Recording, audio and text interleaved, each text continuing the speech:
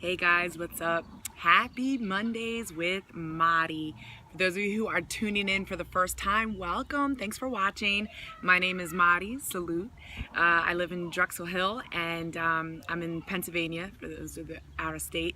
And I am absolutely in love with life. So I tape these every Monday to help other people be in love with life. I always start off with our product of the week, our POW.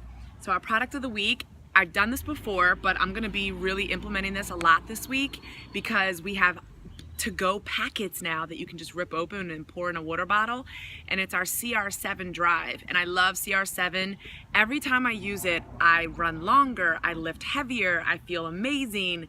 I know people that have been able to run only like 1 mile and then they do CR7 and then they're running like 5. So CR7, for whatever reason, between the hydration, the energy, it just makes you feel absolutely amazing. So the packets are coming in. I'm ordering them tonight. I'm super excited to be able to just rip that bad boy open, dump it, hand out some samples. So I'm excited. So that's our product of the week. All right, so topic at hand. I'm a little nervous to talk about this. It's like crazy. So the chapter that is currently being written in your life does not determine the book's ending. The chapter that is being written right now does not determine your book's ending. And the reason I said that is because I've been really reflective lately on the chapter of my life, and people don't know my story.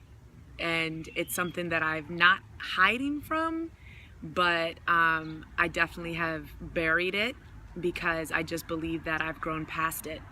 People don't realize that I currently take medication for my anxiety. I've been struggling with my anxiety since my first son passed away, and it slowly comes back when I'm in stressful situations. People don't know that at one point in my life I was suicidal, and not in the sense that I would cut myself or harm myself, but I was extremely reckless. I considered taking pills and overdosing, take my life away when my son passed away. And people don't know that in the last 3 years, I had a nervous breakdown that almost had me hospitalized, probably about 3 years ago. Was driving home one day, all of a sudden started to have a complete panic attack. Wasn't really sure what it was related to. I had to pull over the side of the road, and by the time I got home, I was curled in a ball on the floor. My husband was scared to death, called the doctor. They wanted to admit me, and somehow I convinced them not to, although I considered just going. And there's a lot of days I consider just going, and that's when I take my medication. And the reason I'm sharing this is because that doesn't define the life that I live.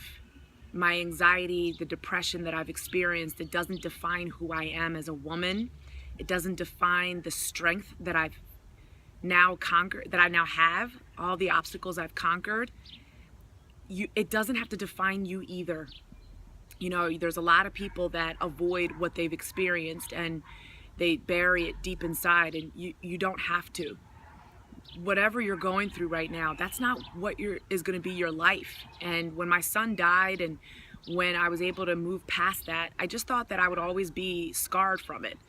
And then, you know, dealing with anxiety and depression, I just assumed something was wrong with me. And I've started to realize recently, especially in stressful situations where I have to like definitely make sure I'm taking my medication, it doesn't mean that I'm scarred. It doesn't mean that I'm crazy or that I'm, weird or that I'm different. It just means that I'm really, really freaking strong because I can balance a full-time job and I can run an organization that does $1 million in business a year, and I can be a mom and I can be a wife and I can be that friend that everybody somehow knows to come to, and I can handle all of that with only 10 milligrams of medication.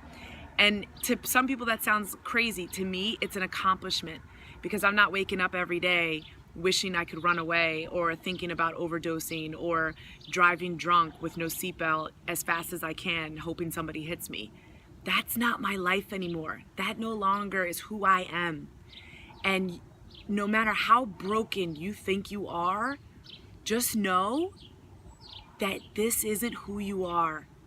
that is not the life that's destined for you. There is light, there is hope. There is a darkness in this world that's waiting for your light to hit it. And there is something in this world that you are going to contribute, and it's going to be great. And you're going to change people's lives with your story. So don't run from your chapter of your book. Finish writing it, and then go ahead and see where the book ends. But for goodness gracious, don't hide anymore from what needs to be written. So I love you all. Thanks for listening and letting me bare my soul. And I appreciate you. I hope you have a fantastic, powerful week on purpose.